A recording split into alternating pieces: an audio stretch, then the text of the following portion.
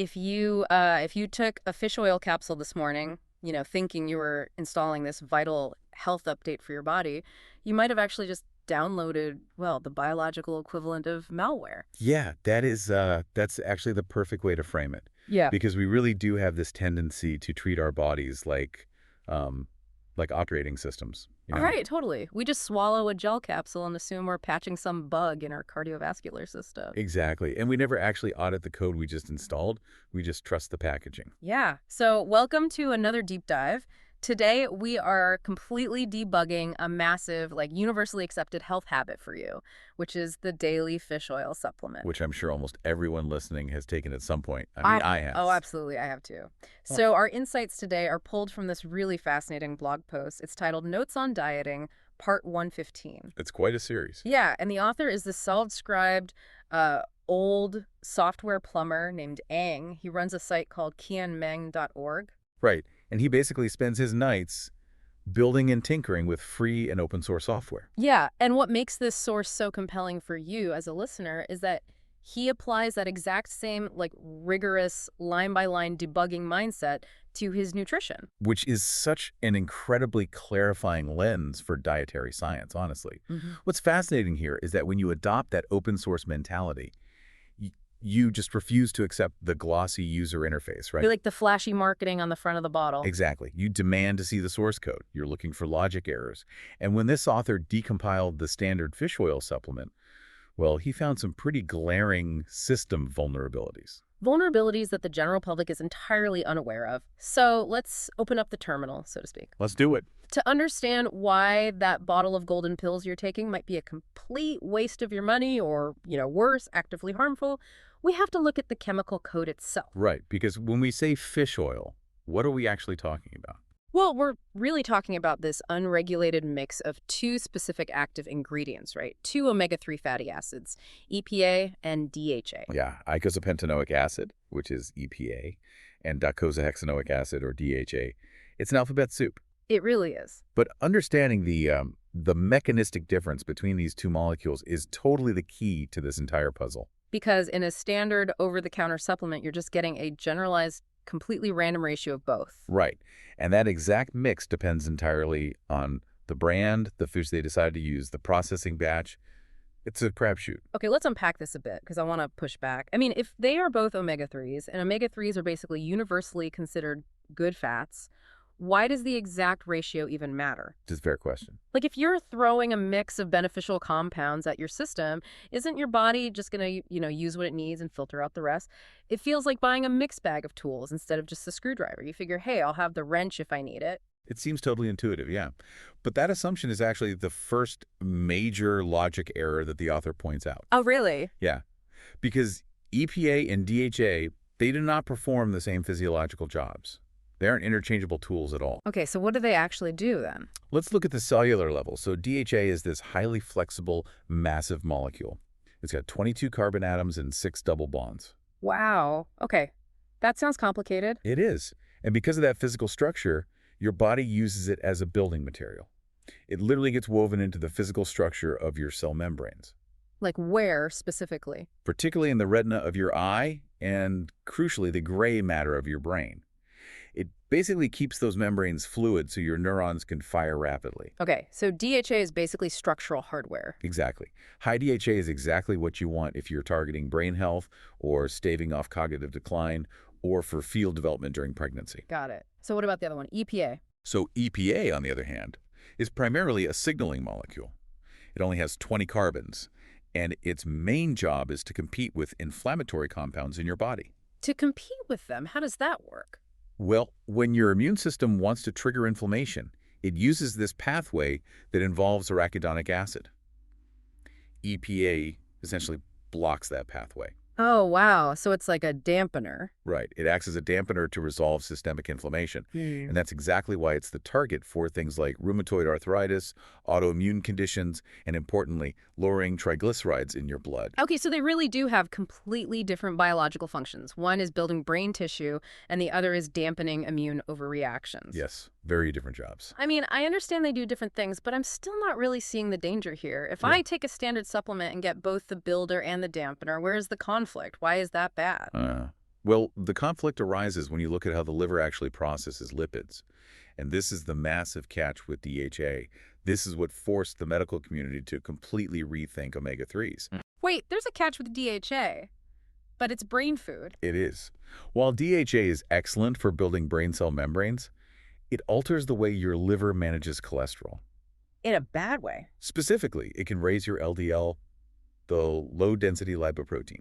The bad cholesterol. Right, the exact kind that contributes to arterial plaque. Hold on, that doesn't make any sense at all. I mean, we are told to take fish oil to protect our hearts, right? All the time, yeah.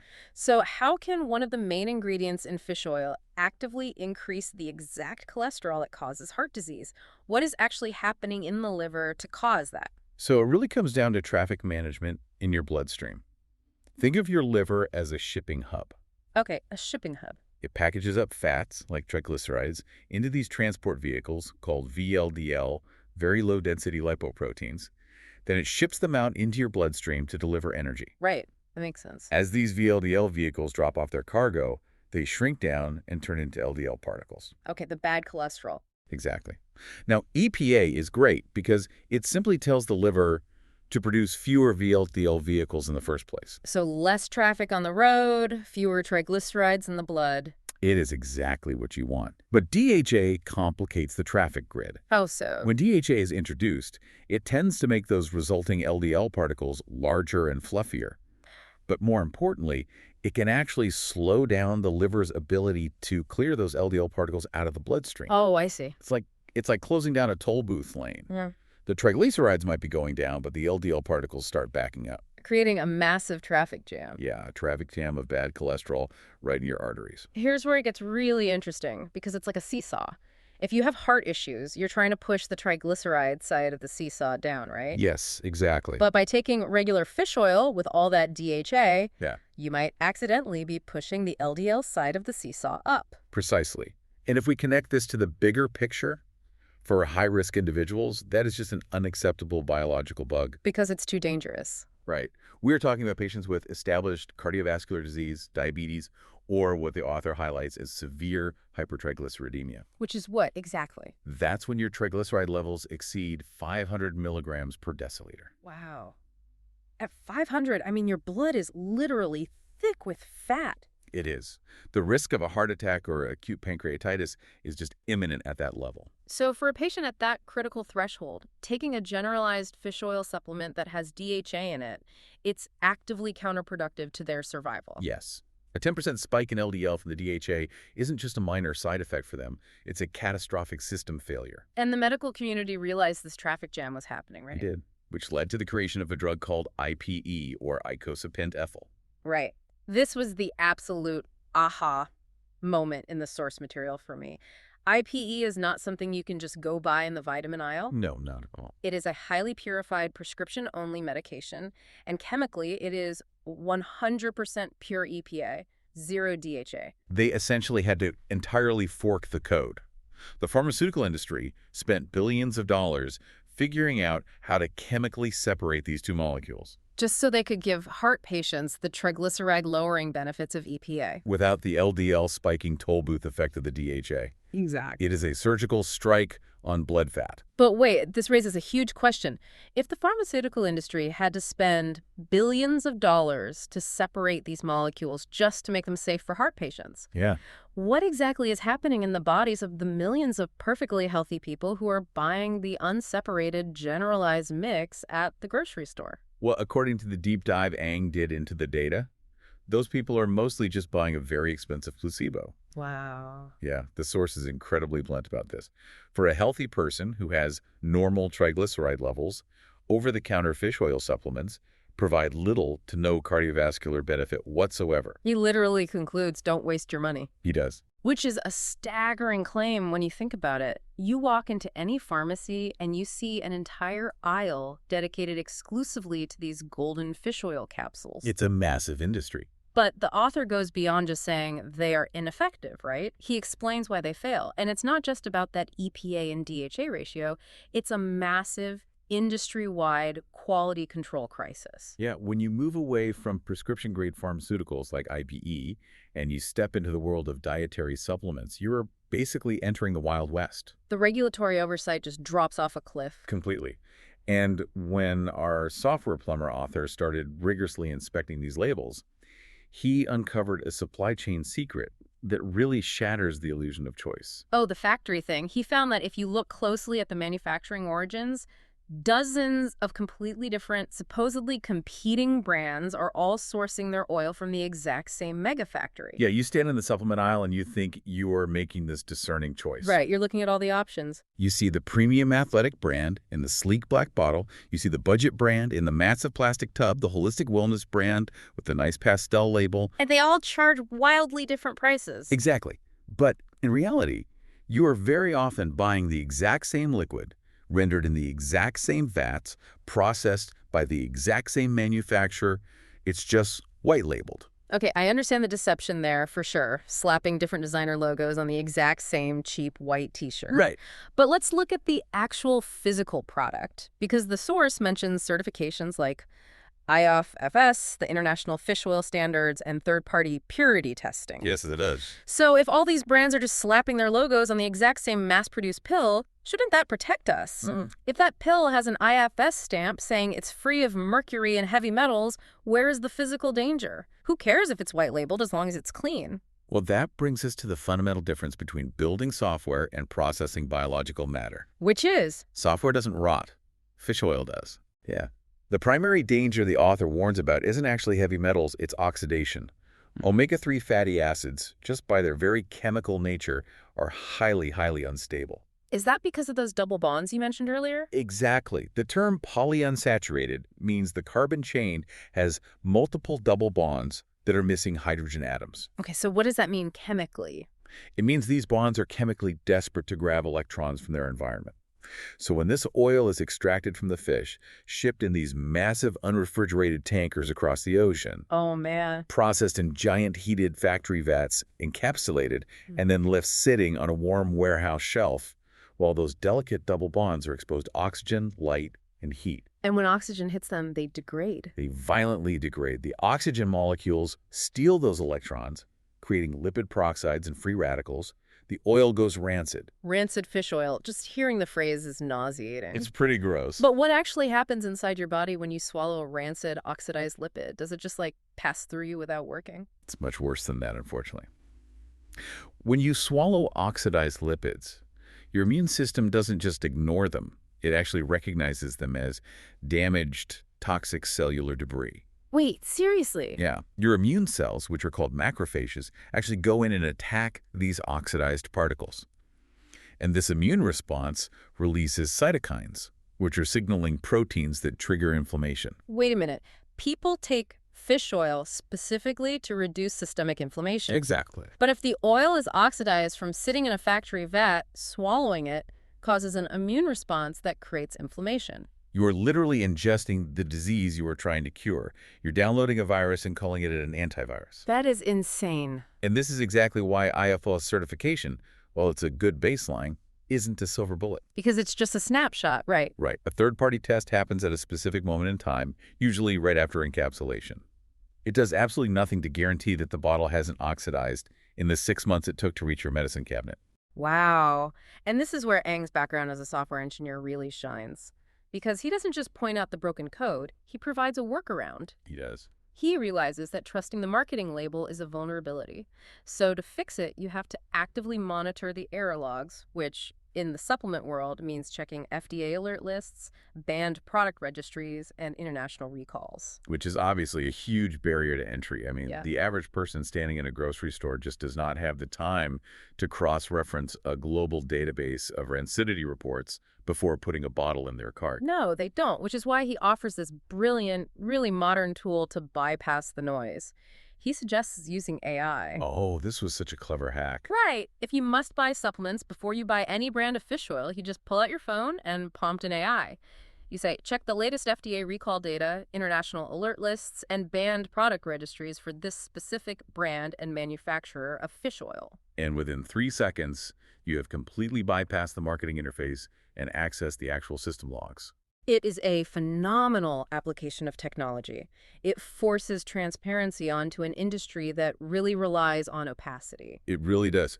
But, Even with that AI hack, the author's ultimate conclusion takes us in a completely different direction. How so? Well, if the supply chain is this compromised, if the risk of oxidation is so high, and the factory consolidation is so deep, how should you actually get these vital fatty acids? Right, because we still need omega-3s. Exactly. And his answer is just beautifully simple. You bypass the factory entirely. Yep. You stop trying to patch the system with this isolated mass-produced code, and you go straight to the original hardware. You rely on whole foods. Right. Don't waste your money on the pills. Just eat the fish. The source specifically recommends integrating mackerel, sardines, and salmon into your diet. And biologically, this makes perfect sense. Why is that better than a fresh pill? Because when you get your EPA and DHA from a piece of salmon, you are entirely sidestepping the rancidity problem. You aren't dealing with extracted oil sitting in some hot warehouse. You're getting it fresh. Right.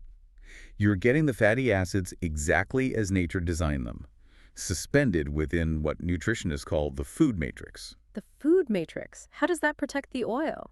Well, inside a salmon, the omega-3s are bound in triglycerides or phospholipids, and they are surrounded by natural antioxidants. Like what?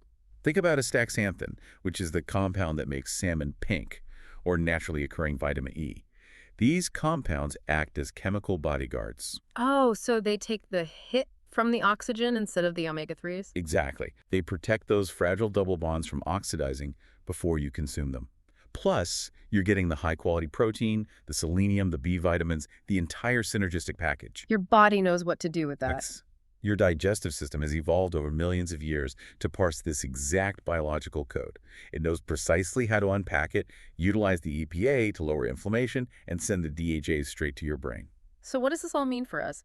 You basically don't have to worry about the factory vat or the shipping container or the third-party testing snapshot because the fish is the factory. This entirely reframes how we should look at this daily habit. I mean, we started this deep dive with this baseline assumption that swallowing a golden capsule was a universal net positive. Like a daily software patch. Right. But when you apply this open source debugging mentality, the entire narrative just unravels. It really does. We've found out that the very components of the oil are basically at war with each other, depending on your health status, with EPA trying to clear traffic and DHA inadvertently causing a pileup of bad cholesterol. Which, again, is what forced the pharmaceutical industry to isolate pure EPA into a prescription drug just to keep heart patients safe. Right. And then for everyone else, we uncovered this monolithic single factory supply chain that strips these delicate molecules out of their protective food matrix. Exposes them to oxygen? And repackages them as inflammatory oxidized pills under a dozen different brand names. It's pretty wild when you put it all together. It is. The solution isn't to find a better supplement brand.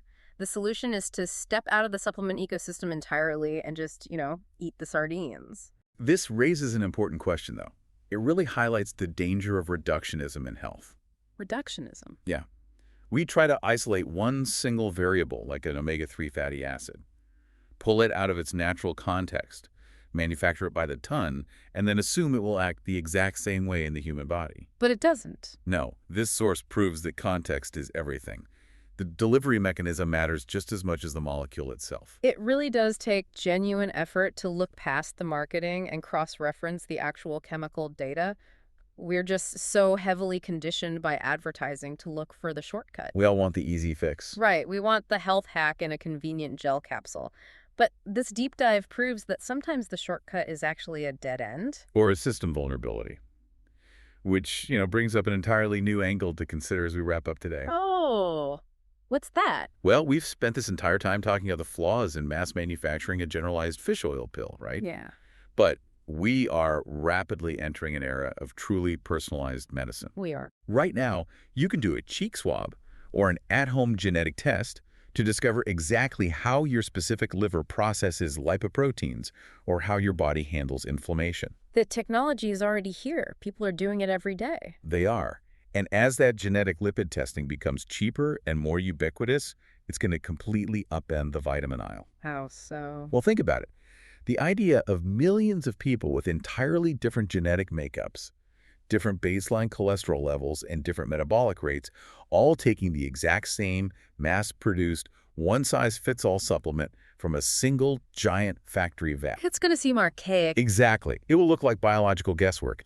The entire one-factory supplement industry isn't just selling rancid oil. It's a dinosaur waiting for the asteroid of personalized genetics to hit. Wow. Soon, generalized supplements will be entirely obsolete. And if an individual tinkering at home can uncover that dozens of competing brands are just the exact same pill from the exact same factor. What else is out there? Right. What other health and wellness products in your cabinet right now are just clever marketing campaigns waiting to be debugged? That is a wild, wild thought. The end of the generalized vitamin aisle as we know it, eventually replaced by hyper-targeted, biologically verified inputs. It's coming. But, until that day comes, we have to be our own systems engineers, audit your inputs, question the code, and if the supply chain is compromised, just eat the fish. Just eat the fish. Thank you so much for joining us on this deep dive. Stay curious, keep debugging your habits, and we will catch you on the next one.